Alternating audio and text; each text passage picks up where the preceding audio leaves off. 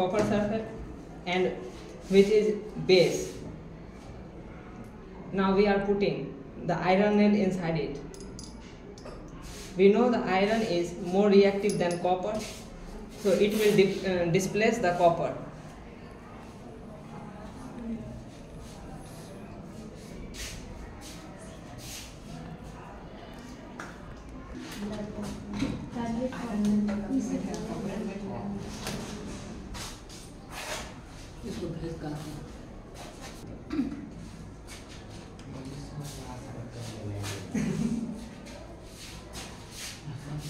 अभी सर बहुत इसका कलर डिसअपियर हुआ चल रहा है वो भरत कैमरा थोड़ा सा ऑन करो ना।